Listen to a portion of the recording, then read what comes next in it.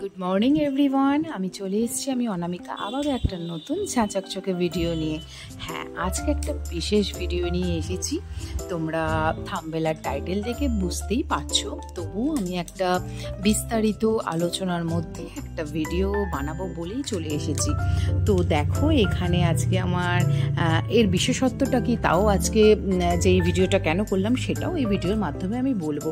তো আজকে সকাল সকাল এখন বেজে গেছে 8টা। বাইরে হঠাৎই দেখলাম, হঠাৎ বলতে ঘুম থেকে উঠেছি, মোটামুটি মেঘলা আকাশ, রোদটা খুব একটা দেখা যাচ্ছে না। তো যথারীতি আমি উঠলাম, উঠে যা যা কাজ থাকে প্রত্যেক দিনের নিত্য কাজ সেগুলোকে করলাম। আজকে কথা ছিল আমার গোপালের অঙ্গরাগ করানো হবে, ঠিক আছে, অনলি ফর ফেস, ঠিক আছে, শুধুমাত্র আমি মুখটারই করব, এখন পুরো টোটাল বডিটার করতে পারবো না, কারণ যে দাদাকে দিয়ে আমি করাবো সে দাদার এখন সময় হচ্ছে না, বা আমিও গিয়ে সেখানে পৌঁছাতে পারছি না। যাই হোক, আমি চলে এসেছি, জানো যে পাশে ঠাকুর বানায়, তো তার কাছেই চলে এসেছি।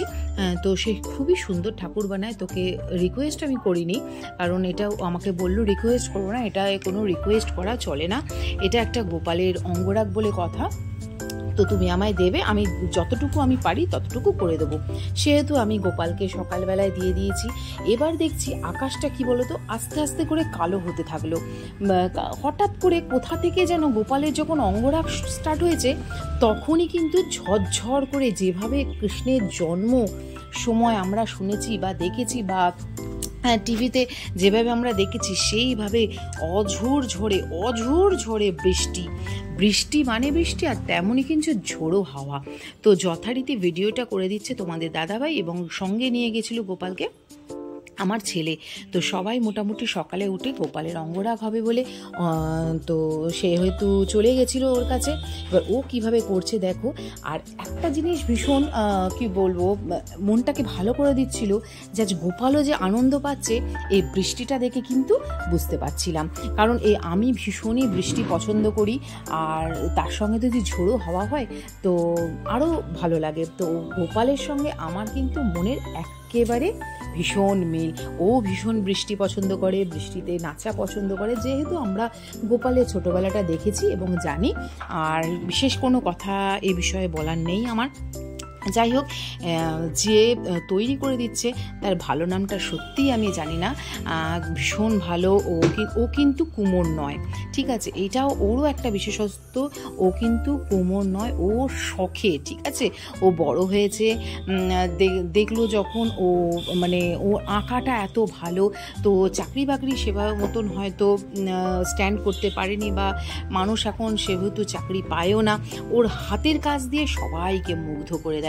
এত সুন্দর ঠাকুরের যে বর্ণনা, সে আমার ভিডিওতে আমি অনেকবার তুলে ধরেছি। কি বলতো, ওর সঙ্গে এখন এত আন্তরিকতা হয়ে গেছে। ওর নাম হচ্ছে মদন, ঠিক আছে, তো মদনের সঙ্গে এতটাই আমাদের আন্তরিকতা হয়ে গেছে, তো একেবারে নিজের ঘরের আমার একেবারে দেওরের মতন হয়ে গেছে। তো আমার কথাতে বা আমার হাজব্যান্ড যে তোমাদের দাদাভাইয়ের কথাতে সেভাবে কোনো কিছুই করে না, আমাকে প্রচুর হেল্প করেছে।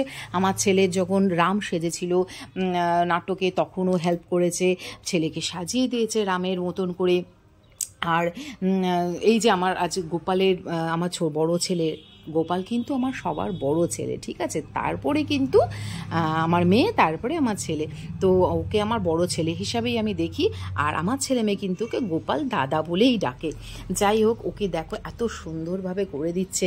আর কি বলো তো, আমি জামা কাপড় পরেই পাঠিয়েছিলাম সকালবেলা সাজুগুজু করে, ও যেমনটা পছন্দ করে তেমনটাই। আর এত সুন্দর লাগছে পরবর্তীকালে যখন ও মুখটাই যেন পুরো পাল্টে গেছে। তোমরা আমার ভিডিওতে যখন গোপালকে দেখবে তখন দেখবে যে মুখটাই যেন ওর পাল্টে গেছে।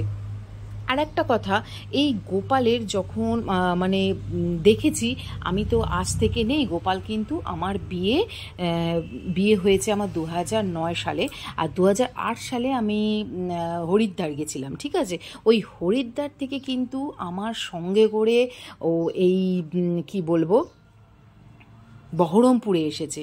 ঠিক আছে, আমি কিন্তু কোলে নিয়ে একদম গোপাল কোলে নিয়ে কিন্তু আমি বিয়ের পরে আমি এই শ্বশুরবাড়িতে ঢুকেছি।